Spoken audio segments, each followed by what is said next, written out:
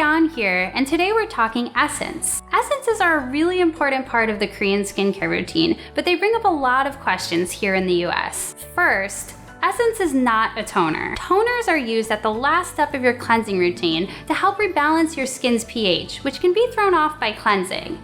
Essences are the first step of your hydration routine. They deliver hydration and concentrated ingredients to the skin that help best prep it to absorb the rest of your routine.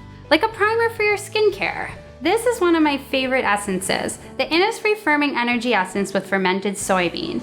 It aims to give your skin a more firm, glowy look over time. I love that the texture of the product is a little bit on the thicker side while still being lightweight because it makes my skin feel really moist and bouncy after I apply it.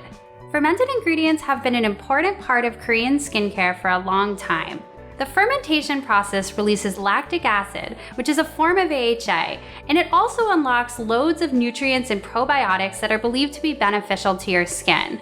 That's why I really love fermented ingredients in my skincare. Like maybe a little too much, guys. There are two different ways that you can apply essence based on your skin's needs. The first and most common way is using the patting method. This works best if your skin is in need of hydration. Place 2 to 3 drops of the product in your palm and warm it up. Then, gently pat the product all over your face like this. There isn't really a right or wrong way to do this as long as you're not tugging at or being rough with your skin.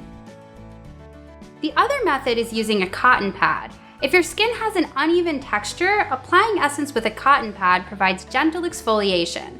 This helps to refine your skin's texture over time.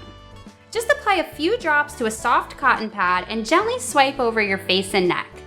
Essences are best incorporated into your routine after cleansing and toning, but before applying your serum or moisturizer, and I always recommend using them twice a day. I hope you've learned a lot about essence, one of my favorite skincare steps. And if you have any questions about essence, let us know in the comments below.